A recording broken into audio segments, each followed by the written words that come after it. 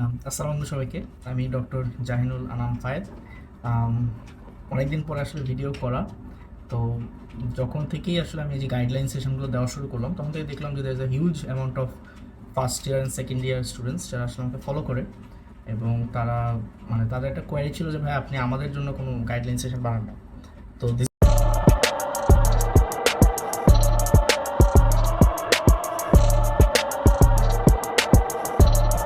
Video is basically for you guys. First of all তোমাকে হয়তো first এটা বুঝতে হবে যে ভাই আপনি মানে কেন আপনার কথা আমরা আসলে ফলো করবো, রাইট? মানে হু আর ইউ, হ্যাঁ? তো মেডিকেলের আমি তো ঢাকা মেডিকেলের স্টুডেন্ট ছিলাম। মেডিকেলের পুরা 6টা বা 7টা বছর পরে আসলে আমাদের সময় 4টা প্রফ হতো। 4টা প্রফের মধ্যে দেখা গেছে যে 3টা প্রফে আমি প্লেস করছিলাম, এবং মেডিকেলের 11টা সাবজেক্টের মধ্যে 6টাতে আসলে আমার অনার্স ছিল। তো সো ইউ ক্যান সে যে হয়তো মানে আমার স্লাইটলি অ্যাবভ একটা অ্যাভারেজ মেডিকেল স্টুডেন্ট ছিলাম। তো এই পুরো ব্যাপারটা আসলে আম, কোনো গড গিফটেড ট্যালেন্ট হিসাবে হয় নাই। It was some tips and tricks and some guidelines, যেটা আসলে আমি আমার সিনিয়রদের কাছ থেকে বা আমি অনেকভাবে পেয়ে এসেছিলাম। আম, তো আই থট দ্যাট তোমরা যদি এটা নিয়ে শুনতে চাও, so that would be helpful for you guys, ঠিক আছে? আচ্ছা, তো ভিডিওটা টোটালি ডেডিকেট করা হচ্ছে আসলে ফার্স্ট ইয়ার সেকেন্ড ইয়ারের জন্য। আম, তারপরেও তুমি চিন্তা করবা যে তুমি যদি মেডিকেলে যে কোনো ইয়ারে থাকো, I think you can be helpful বা you can be help from this videos, okay? আচ্ছা, তো what are the first things that we need to know. মনে রাখবা মেডিকেলে যখন এসেই পড়ছো, the direction is more important than the speed. Medical life আসলে অনেক লম্বা, এবং সবাই যেটা বলে যে ভাই এখানে আসলে পড়ার কোনো দিন শেষ হয় না। That is a fact. আমার ধরো আমি মেডিকেলে ঢুকছিলাম, আমার ক্লাস শুরু হয়েছিল আজকে থেকে মানে 8-9 বছর হয়ে গেছে, still I have to study. তো তোমাদেরও সেম, তোমাদেরও পড়তে হবে, পড়তে যেতে হবে। And the direction is more important than the speed. ধরো তুমি ঢাকা থেকে চিটাগাং যেতে চাও, তুমি উত্তরের দিকে হয়ে তুমি 100 কিলোমিটার পার আওয়ারে গাড়ি চালাইলা, তো regardless of how fast you are, you can never reach the direction, তুমি কোনোদিনই পৌঁছাবো না, হ্যাঁ? তো মেডিকেল লাইফে এই ডিরেকশন ব্যাপারটা অনেক অনেক অনেক ইম্পর্টেন্ট। তো গাইডলাইন সেশনের হিসেবে অনেকে হয়তো ভাবতে পারে যে ভাই আপনি অ্যানাটমি, ফিজিওলজি, বায়োকেমিস্ট্রি কীভাবে পড়বে, এগুলো নিয়ে ভিডিও বানাচ্ছেন না কেন? তো এগুলো ফ্র্যাঙ্কলি স্পিকিং আমার সাবজেক্ট না। আমি তো এখন though I have a physiology course, আমার অ্যানাটমি আসলে আমি এখন পড়াই না। হয়তো সামনে অতি শীঘ্রই পোস্ট গ্রাজুয়েশনের জন্য পড়ানো শুরু করব। আম, কিন্তু আন্ডার গ্রেডে তো যেহেতু আমি পড়াই না, সো ওইটা নিয়ে আসলে কথা বলা আমার মনে হয় যে সমীচীন না। বাট তোমাদের আসলে কোন ডিরেকশনে গেলে মেডিকেল লাইফে তুমি ভালো করতে পারবো, ভালো কিছু অর্জন করতে পারবো, সেটা জানা আসলে তোমাদের জন্য ইম্পর্টেন্ট, হ্যাঁ? তো দ্য ফার্স্ট থিং ইজ যে, তো আমরা সিরিজ আকারে কিছু টিপস করবো। দ্য ফার্স্ট থিং ইজ যে রিড থ্রু থিংস, ঠিক আছে? আচ্ছা, okay, so what do I mean by that, যে রিড থ্রু থিংস, এটা আসলে মানেটা কি? মানে হলো আমি যখন মেডিকেলে ফার্স্ট ইয়ারে আমি ক্লাস শুরু করি, তখন আমার যে গুরু ছিল, ওই গুরু যে ভাইয়াটা ছিল আমাদের এক ব্যাচ সিনিয়র, উনি আমাকে একদিন বলতেছে যে ভাই তুই বই কি কি কিনছিস? তো শুনলো, চলো আমরা বলতে তুই গাইড কিনিস নেই? আমি বলছি না ভাই এখনও তো কিনি। বলছে ভাই একটা কথা বলি, মেডিকেলে পাস করা ইম্পর্টেন্ট, আর তুই যদি গাইড না কিনিস তুই পাস করবি না। তো যাই হোক কথাটা শুনছি, বাট তখন আসলে ওটা অত বেশি আমলে নেই। অ্যান্ড আই এম গ্ল্যাড যে আমি আসলে আমলে নিইনি। তুমি যদি মেডিকেলের ফার্স্ট ইয়ার থেকে গাইড পড়া শুরু করো, তোমার you will get into a habit, যেখানে তোমার দেখতে হচ্ছে যে যেখানে তুমি আমার একটা হ্যাবিটে চলে যাবা, যেখানে আসলে তুমি ফার্দার টেক্সট বুক পড়তে পারবো না। এবং আমার যেসব ফ্রেন্ডরা আসলে ফার্স্ট ইয়ারে they were habituated on the text guides, এরা আসলে আমি ফাইনাল ইয়ার পর্যন্ত যখন দেখলাম, এরা আসলে কোনো দিনই কোনো সাবজেক্টেরই মেইন টেক্সট বই পড়তে পারে নাই, কারণ ওই হ্যাবিটটা তোমার মধ্যে থাকবে না, হ্যাঁ? তো ধরো আমি অ্যানাটমিতে গাইটন পড়তাম, কথার কথা। তো গাইটনে আমি যখন সাপোজ কালকে আইটেম আমি দেখতেছি গাইটনে এটা 30 পেজ বা 40 পেজ। প্রথম দিকে এটা খুবই অসুবিধা হইতো, বা এটা আমারও হয়েছে ধরো শুরু করছি রাত 1টা বাজে, 30 পেজের মধ্যে 20 পেজে আসছে, কিছুই বুঝতেছি না। তো কালকে যে আইটেম দিব, আইটেমে আমার preparation was very below the, মানে বিলো অ্যাভারেজ আর কি। আর সেই তুলনায় যারা গাইড পড়ে আসতো, তারা ধরো স্পেসিফিক কোয়েশ্চেন পড়তো, তারা ধরো অনেক ভালো করতো। তো তখন দেখে মনে হতো যে am I doing the wrong thing. এটা পরে ধরো কয়েকটা আইটেম সাফার করার পরে and still sticking to the text books, then text books starts becoming easier. হ্যাঁ, তো আমাকে এখনও যদি বলা যায় ভাই একটা টপিক পড়েন, তো মানে I am very comfortable reading the text books, এবং আমি একবার পড়লে আমার হয়ে যায় আর কি, বা বুঝে যাই আর কি। তো এই বোঝার কনসেপশনটা কিন্তু আসলে অবভিয়াসলি একদিনের না, দ্যাট টেক্স টাইম, এবং সেটাতে তোমার সময়টা দিতে হবে। Medical life is like a foundation book. হ্যাঁ, তুমি একটার পর একটা ফাউন্ডেশন দিয়ে দিয়ে তুমি আঁকাবো। এবং তোমরা যারা ফার্স্ট ইয়ারে ঢুকছো, তারা একটা জিনিস মাথায় রাখবা, সেটা হলো যে ধরো তোমাদের মধ্যে একটা সার্টেন গ্রুপ অফ পিপল আছে যারা সারা জীবনই ফার্স্ট হইতো, তারা অনেক বেশি পড়তে পারে। Then there is a second group of people যারা আসলে ইন্টারের 2 বছর অথবা এসএসসি এইচএসসির যে 3 to 4 ইয়ার্স আছে, সেখানে হয়তো অনেক ভালো পড়াশোনা করছে, যার কারণে তুমি একটা ভালো মেডিকেল কলেজে পড়ো। আরেকটা গ্রুপ আছে যারা মানে পিওরলি বাবা মার ঠেলায় মেডিকেলে আসছো।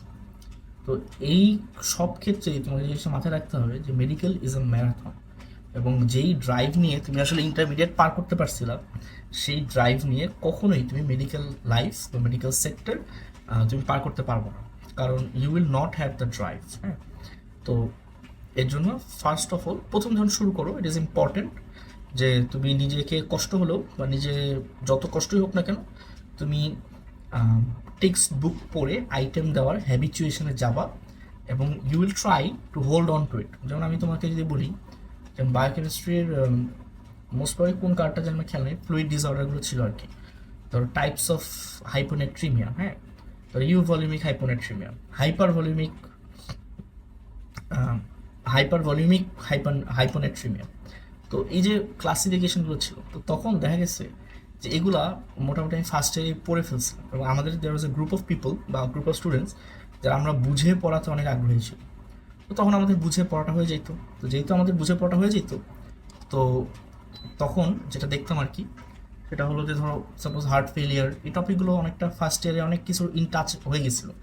আমি যদি এখনও চিন্তা করি, ধরো তোমরা একদম ফার্স্ট কার্ড পড়বা টনিসিটি বা অসমোলাইটি নিয়ে, বায়োকেমিস্ট্রির কথা যদি চিন্তা করো, তো আমি যদি এখনও চিন্তা করি there is a huge group of medical student, বা আমি যেহেতু পোস্ট গ্র্যাজুয়েশন করতেছি, পোস্ট গ্র্যাজুয়েশন আমি দেখি যে যারা ধরো ভ্যারিয়াস ভলিউম ডিসঅর্ডার্স এখনও বুঝে না। হ্যাঁ, বা যেহেতু আমরা মানে নিউরোসার্জারিতে পড়তেছি, তো neurosurgeons deals with the worst of sodium disorders. হ্যাঁ, হাইপারনেট্রিমিয়া বলো, হাইপোনেট্রিমিয়া বলো, এগুলো আসলে কতটুকু ডেঞ্জারাস, এটা সত্যি কথা বলতে নিউরোসার্জন বাদে কেউ আসলে ফেস করে না।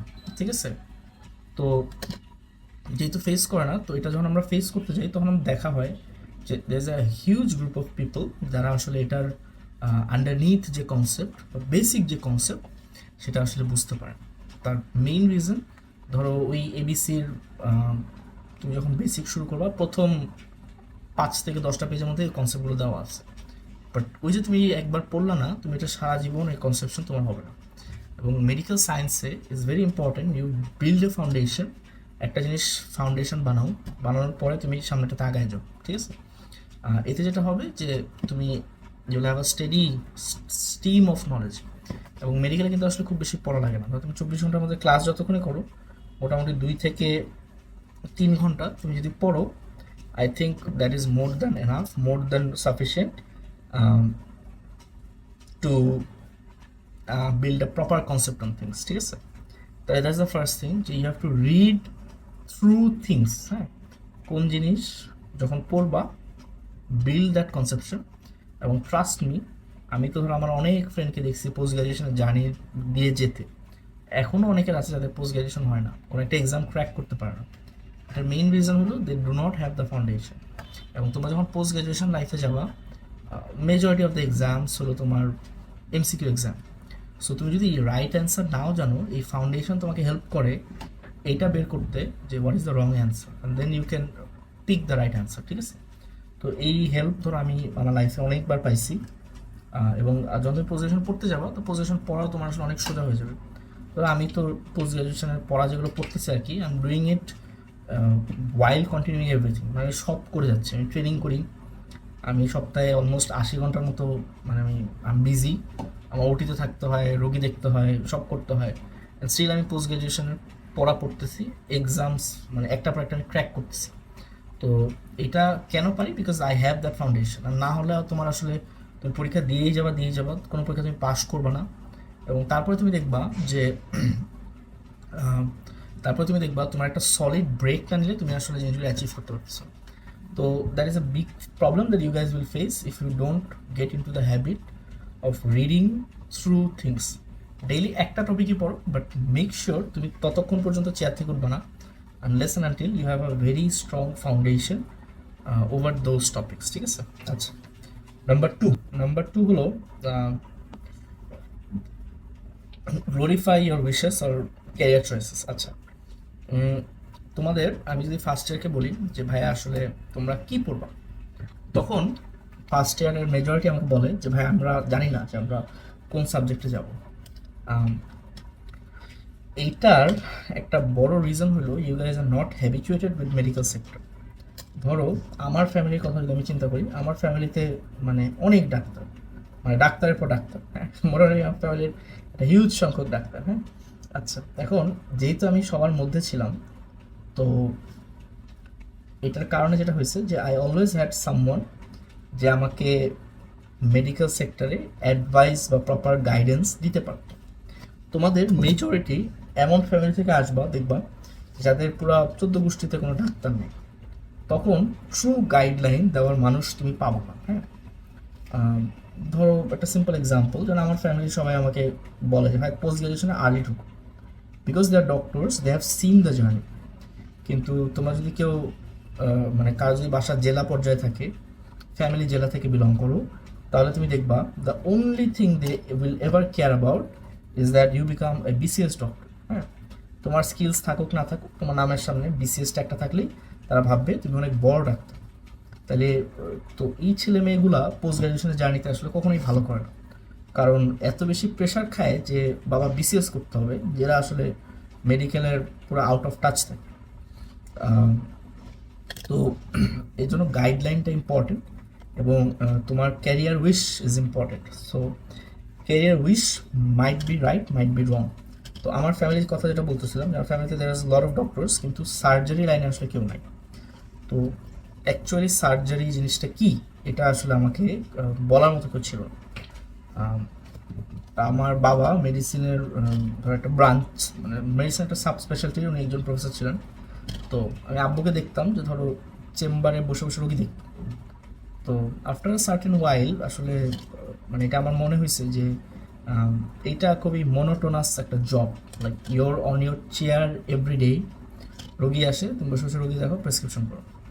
So I personally wanted some adventures. হ্যাঁ, তো ওই অ্যাডভেঞ্চারের ব্যাপারটা হলো কোথেকে পাবো? অ্যাডভেঞ্চারের ব্যাপারটা আমার কাছে মনে হয়েছে যে surgery will give me that adventure, এবং সার্জারি আসলেই তোমাকে সে অ্যাডভেঞ্চার দেয়। বা একটা রোগীর টেনশন নিমত রাখছে হচ্ছে, রোগী শ্বাস নিতে পারতেছে না, তুমি দেখতেছো স্যাচুরেশন ফল করতেছে। হ্যাঁ, তো ধর আমি যাই 2-3 মিনিটের মধ্যে একটা চেস্ট দিয়ে দিতে পারি।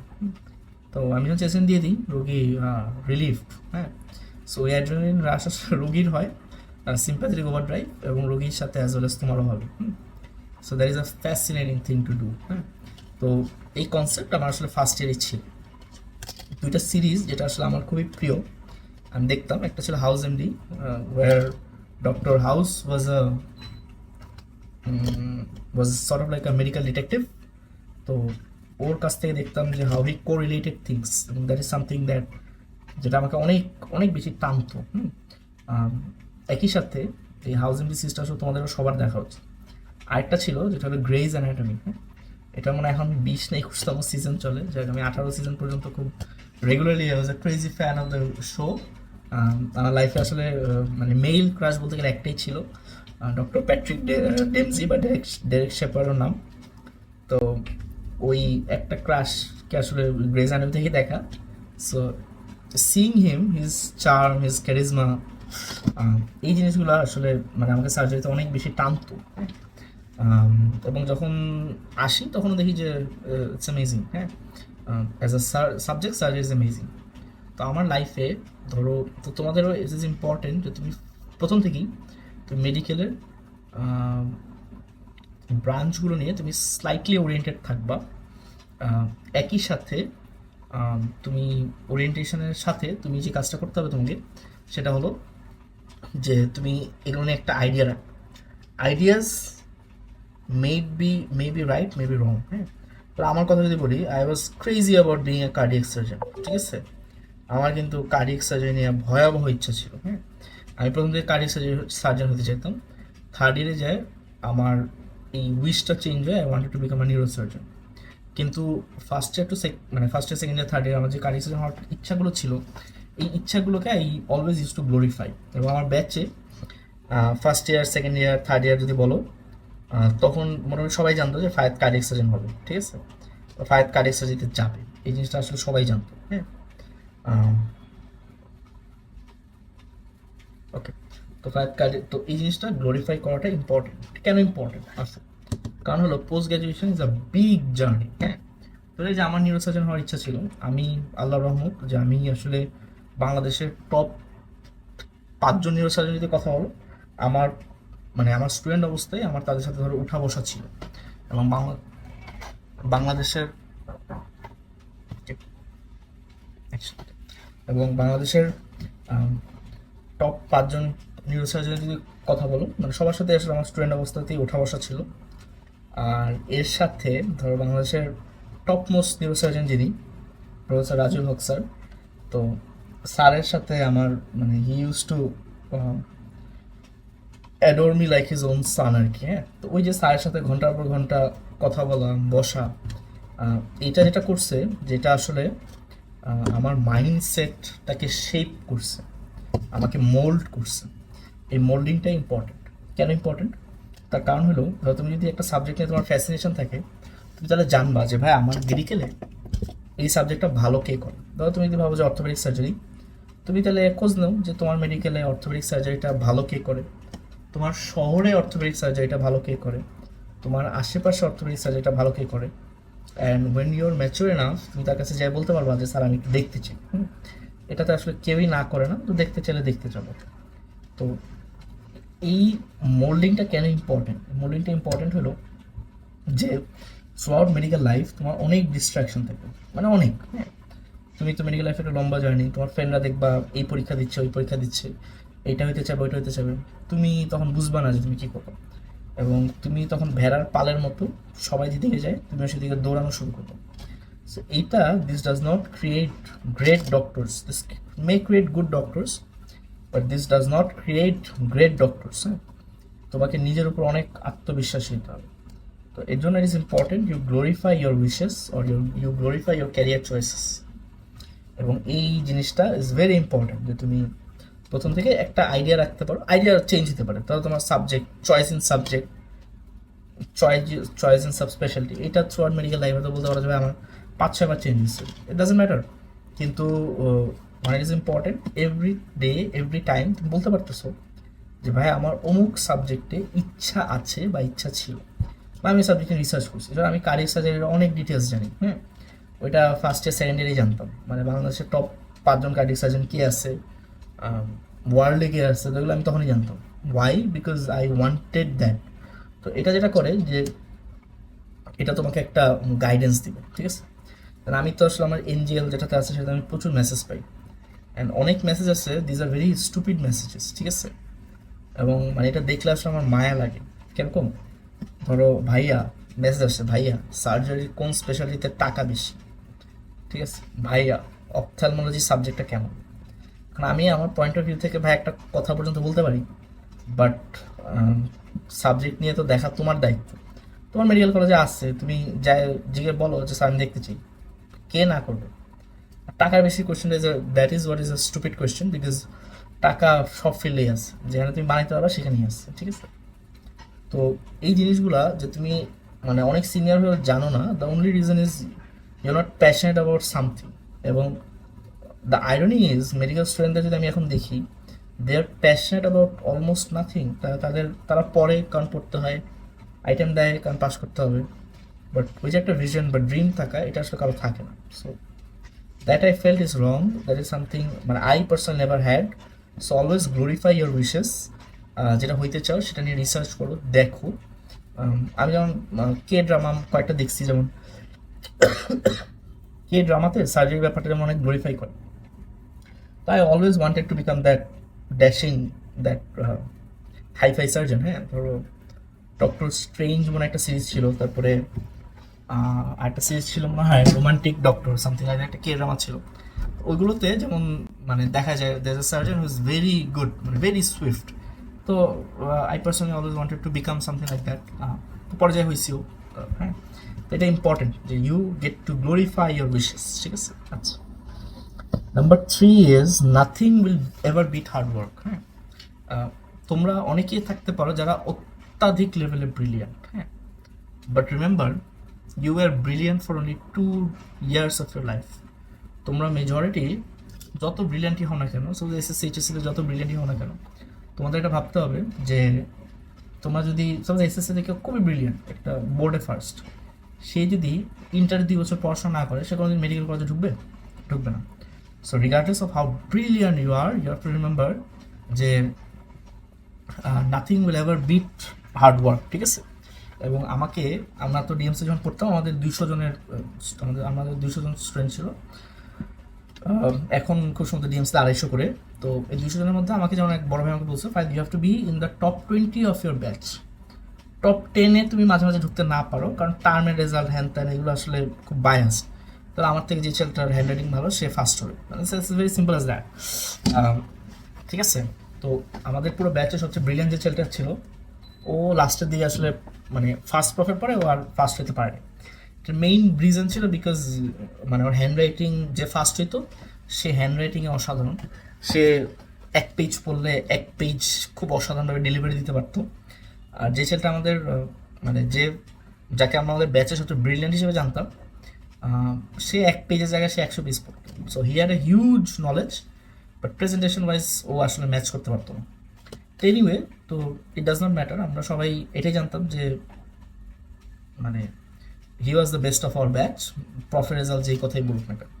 সো তোমাকেও তোমার ব্যাচে you have to be in the top 20, কারণ টপ 10 মেবি মানে যে অনেক ভ্যারি করে, বাট টপ 20 কখনো ভ্যারি করে না। এবং আমাদের ব্যাচে যারা ধরো চিন্তা করো যে টপ 20 পজিশনে যারা ছিল, তারা কেউ খারাপ নেই, everyone is on their way of post graduation journey, এদিক সেদিকে আসছে আর কি। এই কিন্তু তোমার বাকি মানে কেউ আসলে খারাপ নেই। আচ্ছা, এখন nothing will ever beat hard work. আমি আমার মেডিকেল লাইফের একটা গল্প বলি। তো আমি যখন মেডিকেলে ঢুকি, তো আমি তো ঢাকা কলেজে ছিলাম। তো আই ওয়াজ গুড, মানে আমার ঢাকা কলেজের লাইফে ওয়াজ গুড, ধর আমি আমাদের টার্মগুলোতে টপ 5-এ থাকতাম। বাট আমি কোনো ঢাকা কলেজের রোল অ্যাক্ট ছিলাম না, বা আমি কোনো ঢাকা কলেজের বেস্ট অফ দ্য বেস্ট ছিলাম না। মেডিকেলে যখন ঢুকি, আমি দেখলাম যে আমার ভিকারুন্নেস স্যার, ওতে জানি কয়টা সেকশন ছিল, ভিকারুন্নেস স্যার 4টা সেকশনের ফার্স্ট গার্ড হলো আমাদের, মানে আমাদের ডিএমসির K73 ব্যাচে। আইডিয়ালের ফার্স্ট গার্ল যে মেয়েটা, সেও K73 ব্যাচে। তারপরে একটা ছেলে ছিল, ও রাজশাহী কলেজের ফার্স্ট বার ছিল, ও মানে আমাদের ব্যাচে। তারপর একটা ছেলে ছিল খুলনা জিলা স্কুলের, মানে ক্লাস 2 থেকে ফার্স্ট বার। তো এই দুজনকে নিয়ে লাস্টে আসলে গল্প শুনতেছিলাম যে খুলনা জিলা স্কুলের যে ফার্স্ট বারটা, তো ও ছোটোবেলা থেকে ফার্স্ট হয়, তো ধরো পুরো খুলনার শহর ওকে চিনে। এবং মানে খুলনার প্রত্যেকটা ছেলে মেয়ে একবার না একবার ওর কথা শুনছে যে তোমাকে ওর মতো হইতে হবে। হ্যাঁ, প্রত্যেকটা মা ওকে চিনে। মানে মানে এরকম তখন এটা মানে সেকেন্ড উইক আর থার্ড উইক হবে আমার মেডিকেল লাইফে। তখন দেখলাম খুবই হীনমন্যতায় ভুগতেছি যে আমি তো আসলে এত ব্রিলিয়ান্ট না, বা আমি তো এত ব্রিলিয়ান্ট কখনো ছিলাম না। এবং আরেকটা ছেলে বললাম রাজশাহী কলেজে ফার্স্ট বার, he had an amazing talent. ও একটা পেজ একবার পড়েও দ্বিতীয়বার পড়তে হতো না। হ্যাঁ, মানে আমি আমার লাইফে এই ট্যালেন্ট আমি কোনোদিন দেখিনি, ঠিক আছে?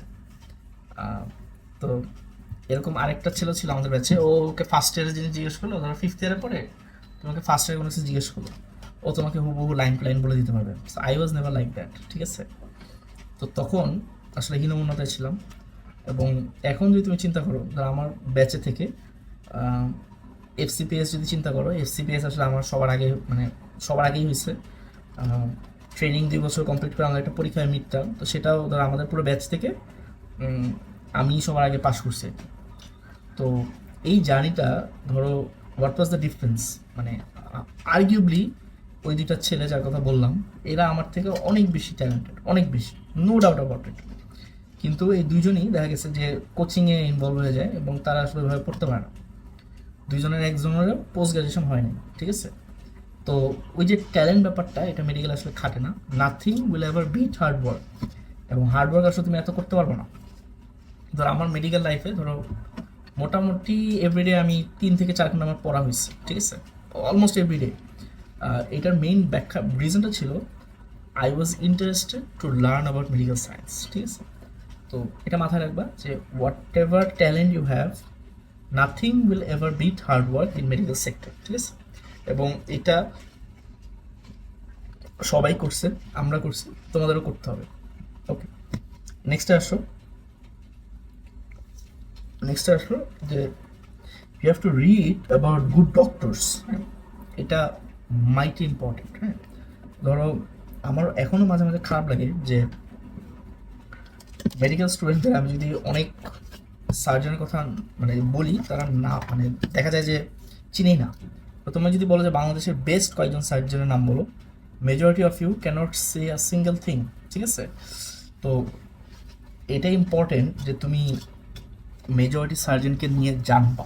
কেন? তো বাংলাদেশের বেস্ট কার্ডিয়াক সার্জন যে স্যারটা, স্যারের ধরো স্যারের গল্প আমি জানতাম আর কি। হ্যাঁ, যেহেতু আমি কার্ডিয়াক সার্জন হতে যেতাম, আমি শুনে গেছিলাম আর কি। তো স্যার এবং স্যারের ওয়াইফ দুইজন ছিল ব্যাচমেট, ঠিক আছে? তো ম্যাডাম পেডিয়াট্রিক্সে, ম্যাডাম যখন পাস করে ম্যাডাম অ্যাসিস্ট্যান্ট প্রফেসর হয়ে যায়, তখনও স্যারের ডিগ্রি কমপ্লিট হচ্ছিল না, মানে সে কার্ডিয়াক সার্জারি তার শেষ হয়। তো এটা চিন্তা করে দেখো, এটা একটা হীনমন্যতার ব্যাপার না যে তোমার ওয়াইফ মানে এপি হয়ে গেছে, তুমি ডিগ্রি পাস করনি। এরপরে স্যারের ডিগ্রি পাস হইলো, ম্যাডামেরও মানে 2 থেকে 3 বছর পরে আর কি। তারপরে স্যার চেন্নাই গেল যে আমি তো এখন কিছু পাই না, আমার শিখতে হবে ভালো মতো। তো উনি চেন্নাইয়ে মাদ্রাজে একটা সেন্টারে ট্রেনিং করতে গেল কার্ডিয়াক সার্জারি। এরপর উনি ট্রেনিং শেষ করে আসলো। এরপরে ম্যাডাম তখন অ্যাসোসিয়েট প্রফেসর হয়ে গেছে, স্যার মাত্র পাস করে ট্রেনিং করে আসছে, ঠিক আছে? এরপরে স্যার প্র্যাকটিস করা শুরু করলো এবং উনি গভর্নমেন্ট জবে ছিল, যখন গভর্নমেন্ট জব ছেড়ে দেয় আর কি। এটা 1998 না, এটা 2004 সালের কথা, 98 সালের কথা।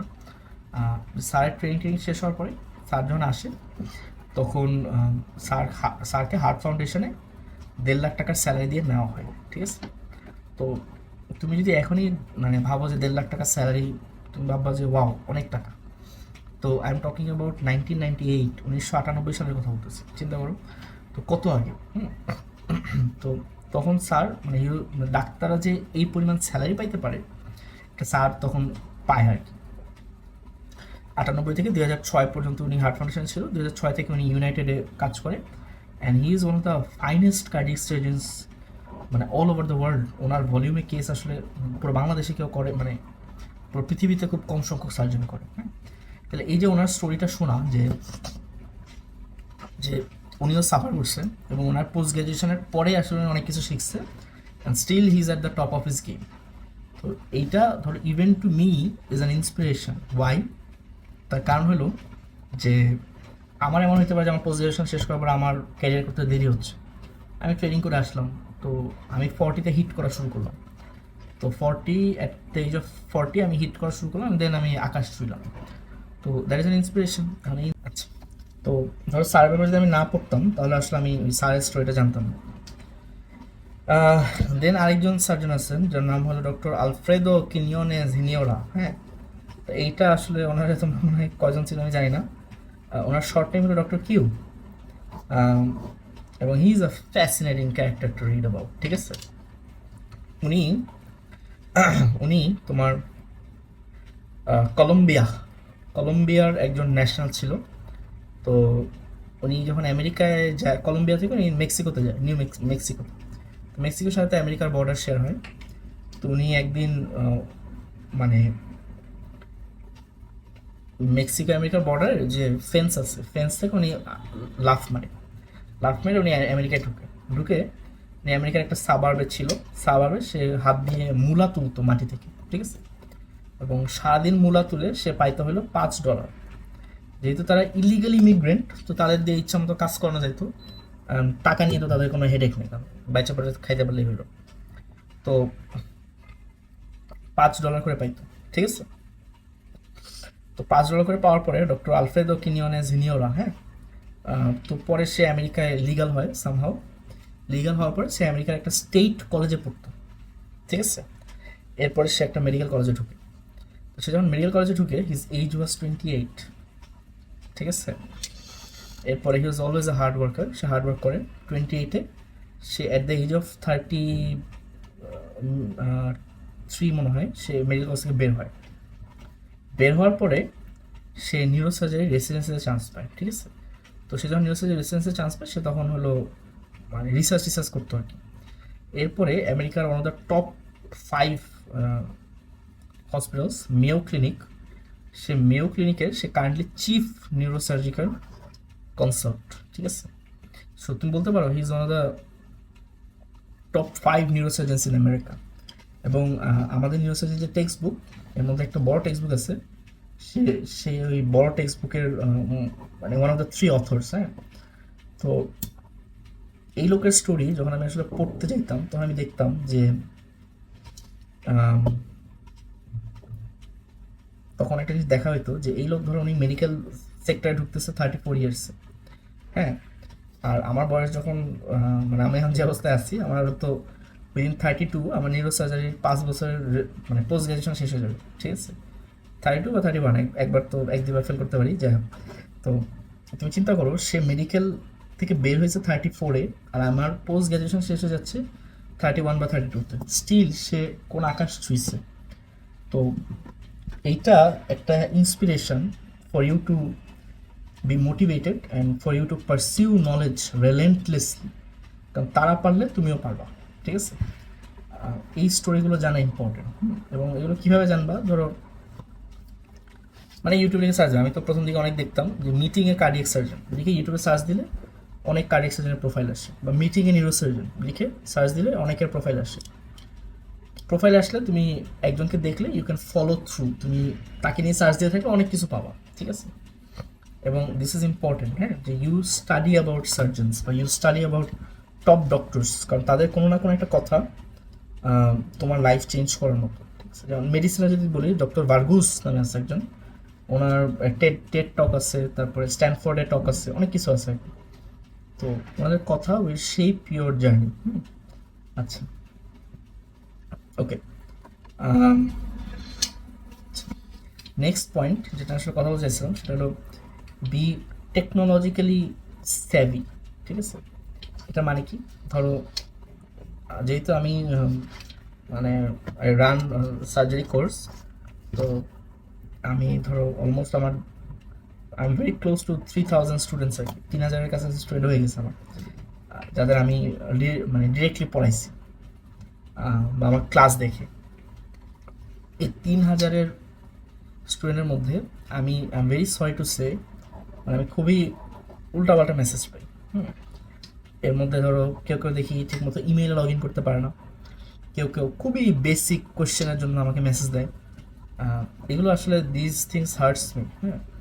এবং মানে তোমরা অনেকেই আছো যারা মেডিকেল স্টুডেন্ট হিসাবে you guys are not smart, এবং এটা তোমাকে আসলে লাইফে অনেক ভোগাবে, হ্যাঁ।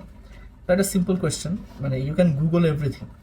আমি ধরো আমার যা শিখছি আমার মেডিকেল লাইফে, এভরি নলেজ আই হ্যাভ, এটার 20-30% is from YouTube and Google, হ্যাঁ। তো আমরা তো যাই মানুষকে গুতাইতাম না যে ভাইয়া এটা বোঝান, এটার পরে কি, হ্যাঁ। You can ask very difficult questions and I will answer, no problem about it. But যেসব কোয়েশ্চেন আসলে মানে গুগল করলেই হয়, সেগুলোর জন্য যদি তোমার কাউকে মেসেজ দেওয়া লাগে, দেন মানে you have some serious problems, ঠিক আছে। আর কারেন্টলি ধরো এখন তো চ্যাট জিপিটি আছে, তো চ্যাট জিপিটির অসাধারণ ব্যাপার হলো তুমি কোনো জিনিস যদি বই থেকে জানতে চাও, চ্যাট জিপিটি তোমাকে সেটাও বলে দিবে। So this is something we never had, হ্যাঁ। এবং বাংলাদেশের মেডিকেল সেক্টরে তুমি যদি মানে কন্টেন্ট ওয়াইজও চিন্তা করো, এই যে তোমাদের কথা বলতেছি বা এই যে গাইডলাইনগুলো বলতেছি, এগুলো প্রি কোভিড কিন্তু আসলে ছিল না। কোভিডে যখন আমরা অনেক বেশি অনলাইনে ইয়ে করা শুরু করি, তখন আসলে এই জিনিসগুলো আসছে। ধরো আমাদের যখন কোভিড চলে তখন আমি তোমার প্রতিদিন ওই যে অ্যাক্সেসের যে ইউটিউব ছিল, অ্যাক্সেস মেডিকেল স্কুলের, ওদের ইউটিউবে প্রতিদিন 7টা থেকে 8টা ক্লাস নিত, মানে বিভিন্ন এক টপিকের উপর বিভিন্ন সারা ক্লাস নিত, ঠিক আছে। এতে করে যেটা হয়েছে, আমি প্রতিদিন সকালবেলা উঠে ওই 7টা বা 8টা ক্লাস ডাউনলোড করতাম ইউটিউব থেকে, তো করে আমি দেখে ফেলতাম। তো এতে যেটা হয়েছে, আমার নলেজ অনেক বাড়ছে। ধর আমি প্রত্যেকটা সাব স্পেশাল, ধরো হেপাটোলজি ক্লাস করছি from hepatology professor, gastroenterology class করছি ফ্রম গ্যাস্ট্রেন্টোলজি প্রফেসর। তো এটা আসলে আমাকে যে কনসেপশন দিচ্ছে, দ্যাট ইজ আনপ্যারালাল, হ্যাঁ। বা ইভেন এখন রোগী দেখতেও, রোগ ধরতে হবে মানে জাস্ট শুনেই ধরে ফেলতে পারি। তো এইটা এভরিথিং ইজ অ্যাভেলেবল অনলাইন, হ্যাঁ। তো you have to learn to use the resources. এটা তোমাদের মানে majority of medical students lack. এটা this a very bad thing. এটা আসলে তোমাকে লাইফে অনেক অনেক অনেক পিছিয়ে ফেলাবে তুমি যদি খুব বেসিক জিনিস বা সিম্পল জিনিসগুলো করতে না পারো। আচ্ছা, নেক্সটে আসো। Next tips for you guys, don't micro manage, ঠিক আছে? Don't micro manage. আচ্ছা, কারেন্টলি বর্তমান যুগে এটা একটা ট্রেন্ড যে you can micro manage everything. তুমি তোমাদের মেজরিটি তোমরা স্টুডেন্ট পড়াও, তোমাদের মেজরিটি মানে টিকটক রান করো, তোমাদের অনেকের ব্লগিং চ্যানেল আছে। তো এটা দেখে আসলে আমার মানে I basically don't find it as a good skill to have, হ্যাঁ। বিকজ তুমি যদি চিন্তা করো যে if you are micro managing everything, you will never be very good at something. তুমি সব কিছুতেই মানে বর্ডার লাইন করে করে পার পেয়ে যাবা, এবং তুমি পার পাবা, নো ডাউট অ্যাবাউট ইট। তো ডিএমসিটা তো এই জিনিসটা সবচেয়ে বেশি হয় যে ডিএমসি স্টুডেন্টরা একই সাথে ধরো 10 মিনিট স্কুলে ক্লাস নেয়। এখন তো অনেকগুলো অনলাইন প্ল্যাটফর্ম আছে, অনলাইন প্ল্যাটফর্মে ক্লাস নেয়, অনেকে ব্লগিং করে, অনেকে নাচে, অনেকে ডিবেট করে, অনেকে কালচার করে, সব কিছু করে এদের আইটেম টার্ম সব পাসও হয়ে যায়। But you have to know যে যেই মানুষটা এগুলো করতেছে, they are already very brilliant to begin with. আর তুমি এই জিনিসটা করতে পারতেছো, that is not a skill, that is your weakness, ঠিক আছে? কারণ তুমি যদি থামতা বা তোমাকে যদি থামানো হইতো, তাহলে তুমি একটা জিনিসে অনেক ভালো হইতো। তো 10টা জিনিসে মোটামুটি ভালো হচ্ছে, একটা জিনিসে অনেক ভালো হওয়া ইজ ভেরি ইম্পর্টেন্ট। তাহলে আমার কথা যদি চিন্তা করো, আমি মেডিকেল লাইফে ধরো আমি তো আম্মুর কাছ থেকে খুবই মিনিমাম একটা হাত খরচ দিতাম, খুবই মিনিমাম। ধরো ঠিক খেয়াল নেই, আমি খুব সুন্দর সপ্তাহে 1,000 টাকা করে মনে হয় নিতাম আর কি। সপ্তাহে 1,000 বা সপ্তাহে 500 সামথিং লাগবে, মাঝে মাঝে 500 নিতাম, মাঝে মাঝে 1,000 নিতাম, হ্যাঁ। আচ্ছা, তো তখন আমার পুরো মাসে যে খরচ ছিল সেটা তো এখন আসলে আমি মোটামুটি প্রতিদিন খরচ করতে হয় আমাকে, ঠিক আছে? তো এরকম একটা অবস্থায় আমি এখন চলে গেছি, হ্যাঁ। তো ওই খরচটার কথা কেন বললাম, কারণ তখন ধরো অনেক নিড ছিল যেটা আসলে পূরণ করতে পারতাম না। কীরকম, যে ধরো ফ্রেন্ডরা খাইতে যাবে, তখন সপ্তাহে একটা লিমিট ছিল যে সপ্তাহে 1 দিন বা 2 দিনের বেশি খাইতে গেলে আসলে ওই মাসে টানা পূরণ লেগে যেত। তো এখন আমি যদি স্টুডেন্ট পড়াইতাম, তাহলে অবভিয়াসলি আমার অনেক লাভ হইতো, আমার হাতে অনেক টাকা থাকতো, ঠিক আছে? তো ওইটা আমি আসলে কখনোই করিনি। আমি আমার লাইফে স্টুডেন্ট পড়াইছিলাম 2টা। ফার্স্টলি একটা পড়াইছিলাম আমি যখন 4th ইয়ারে পড়ি, তখন হইলো আমার ইয়ে, তো 4th ইয়ারে পড়ি, তখন আমাদের নিচতলা একটা ছেলেকে আমি পড়াইতাম, ঠিক আছে? এরপরে যখন আমি 5th ইয়ারে উঠি, তখন আরও 2জনকে একসাথে পড়াইতাম আর কি। বাট ধরো এই একটা টিউশনই, মানে 4th ইয়ারে একটা টিউশনই, 5th ইয়ারে একটা টিউশনই, হ্যাঁ, এই 2টা টিউশনই করতাম আমি। এগুলো দিয়ে আমার যা চলা চলতো। তো অনেকে আছে, আমি আমাদের ইয়েতে দেখি অনেকে আছে যে মানে 15-20 জন 30 জন করে পড়ায়। এখন টাকা কখন এটা আসলে তোমার ডেইলি নিড থেকে টাকা কখন তোমার বার্ডেন হয়ে যাবে তুমি আসলে বুঝতেও পারবে না। এবং আর্লি লাইফে টাকাটা আসলে ভালো না, ঠিক আছে? আমাদের যাদেরই দেখতাম যে ধরো টাকা রিলেটিভলি একটু বেশি, তাদের অনেক রকম আজাইরা খরচ ছিল। যেমন আমাদের কাছে যারা টাকা বেশি কামাইতো এরকম টিউশনি করে, তারা ধরো আস্তে আস্তে টাকা খরচ করার জায়গা পায় না, তারা আস্তে আস্তে স্মোকিংয়ে গেল, পরে আরও খরচ করার পায় না, তারা তোমার ড্রিঙ্কিংয়ে গেল, হ্যাঁ। ওয়ান অফ মাই ফ্রেন্ডস, যে ধরো তোমার অনেক টাকা কামাইতো টিউশনি করে, সে মানে হুট করে এক্সাম বলে, তো কালকে ড্রিঙ্ক করলাম 7,000 টাকা দিয়ে। ওই বেচারা টাকা খরচ করার জায়গায় পেত না, এবং he got into bad things because of it. এটা মানে ইজ ভেরি কমন, হ্যাঁ। 20-30% ক্ষেত্রে এরকম হয়, ঠিক আছে? ইটস ভেরি কমন, এবং গাইস এখন মেয়েদের মধ্যেও এটা অনেক কমন, তো ইটস ভেরি ব্যাড। হ্যাঁ, তো আর্লি লাইফে টাকা আসলে ভালো না। তাহলে এত টাকা মানে কারোরই আসলে কামাইতে যাওয়া উচিত না ফার্স্টের দিকে, পরে যা কামাও সেটা নো নিড। আমার ক্ষেত্রে আমি এটা বলি, ধরো আমি যখন ফিফথ ইয়ারে ফাইনাল প্রফ দিব, ফাইনাল প্রফ দেওয়ার মনে হয় 3 বা 4 মাস আগে, ওই তখন অ্যাডমিশন সিজন চলে, আমার একটা অফার আসলো যে ভাই আপনাকে 14 জন একসাথে ব্যাচ আকারে আমার কাছে পড়বে। তো আমি তখন ফার্স্টে বললাম যে আমি তো মেডিকেল মানে অ্যাডমিশন পড়াই না, আমি তো পড়াই না অনেক দিন, মানে আমার নিজের এইচএসসি পরে আমি আর পড়াইনি 4 বছর আগে। তখন বলতেছে না ভাই আপনার ব্যাপারে শুনছি আপনি অনেক ভালো, আপনিই পড়াবেন। তো দেখো ওই অফারটা কিন্তু আমি নিতে পারতাম, এবং 14 জন like goods amount of money, প্রায় মানে 2 মাস বা 3 মাস পাইলে 1 লাখ টাকার উপরে আমি কামাই ফেলতে পারতাম। তো এটা ধরো আমি একটা আইফোন অনেক কিছু কিনতে পারতাম। আম, কিন্তু এটা I I I gave away that offer. হ্যাঁ, তো জাস্ট টু স্টাডি মেডিসিন বা just to study final proof. তো এখন এই যে ধরো কনসেপশন যেটা হয়েছে আমার, সেটা কিন্তু it comes after lot of hard work and lot of studies. তো তুমি যদি মেডিকেল সেক্টরে অনেক ভালো হইতে চাও, তোমাকে আসলে স্যাক্রিফাইসগুলো করতে পারতে হবে, ঠিক আছে? এটা ছাড়া তুমি আসলে ওই মানে you will never achieve it, ঠিক আছে? এটা ছাড়া আসলে হয় না। হ্যাঁ, মেডিকেলে তো আসলে অনেক পড়া লাগে, এবং তোমাদের প্রত্যেকেই তো ঘন্টা লিমিটেড, প্রত্যেকের জন্যই 24 ঘন্টা দিন। বা তুমি যেই হও না কেন তোমার জন্য 24 ঘন্টা দিন, তো 24 ঘন্টা প্রপারলি ইউটিলাইজ করা is very important, is very necessary. হ্যাঁ, তো এটা তোমাদের করতে পারতে হবে, ঠিক আছে? ওকে, নেক্সটে আসো যে ইউ গাইজ শুড মানে should know how to learn on the go. এটা মানে কি?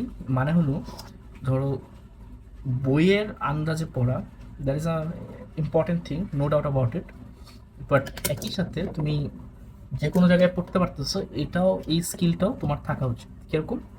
ধরো আমি যখন থার্ড ইয়ারে ছিলাম তখন আমি একটা অ্যামাজনের ফায়ার ট্যাব অর্ডার দিই, মোস্ট প্রবাবলি ফায়ার 8 জেন বা ফায়ার এইট। হ্যাঁ, তো ওইটা বেশি দাম ছিল না, 7-8 হাজার টাকা দিয়ে কিনছিলাম। তো ওইটা দেখতাম যে মানে I could carry it everywhere, ব্যাগে থাকতো যেহেতু দাম কম, মানে বদার করতাম না। তো মানে ওইটা দিয়ে আমি এরপরে আমার সমস্ত বই আমি ওইটাতে পড়ছি, ঠিক আছে? বা আমার এখনও যদি চিন্তা করো, আমার এখনও মানে মেজরিটি টেক্সট বুক মানে থার্ড ইয়ার বা ফোর্থ ইয়ারের পরে মানে আমি আর কোনো বই কিনি নেই আর কি। ধর আমার ডেভিডসন যেটা আছে ওটাও পিডিএফ, আমার বেরি লাভ যেটা আমি পড়ি সেটাও পিডিএফ, সবই পিডিএফ। তো আমি মানে আমার একটা আইপ্যাড আছে, মানে আইপ্যাডে এখন ক্লাস নেই, পড়ি সব ওইটাতেই করি। তো এই জিনিসগুলা মানে ইউ শুড হ্যাভ সামথিং যেটা তুমি you can learn on the go, তুমি দেখতেছো ওই যে কোনো সময় পড়তে পারো, ঠিক আছে? এবং ধর ল্যাপটপে নোট করতাম, এই ধর আমি ফিফথ ইয়ারে যত ওয়ার্ড ছিল আমার সবগুলো আমার টাইপড নোট আছে, ঠিক আছে? খাতায় লিখলাম, বাসায় যে আমি এটা টাইপ করতাম। তো এই অভ্যাসগুলো করতে পারাটা ইম্পর্টেন্ট, ঠিক আছে? তাহলে যেমন আমার অর্থোপেডিক্স নোট মনে হয় এখন অনেককেই দিচ্ছি এখন পর্যন্ত, ঠিক আছে? তারপর ফাইনাল প্রফেশন একটা ইসিজি নোট বানাইছিলাম, এটা তো এখন মানে পুরো বাংলাদেশে সয়লাভ হওয়ার মতো অবস্থা আর কি। তো এরকম আর কি। তো এই স্কিলটা তোমার সাথে থাকা ইম্পর্টেন্ট, যে তুমি বসে বসে নোট করতে পারো, you can learn on the go. একটা আইপ্যাড নিয়ে নেওয়া ইজ ভেরি গুড অপশন, মানে ইনভেস্ট অন ইয়ার সেলফ। এই কয়েকটা জিনিস করতে পারা আসলে I think is very good, ঠিক আছে? দেন এগেইন মেডিকেল সেক্টর আসলে অনেক বড়, you should have very good friends.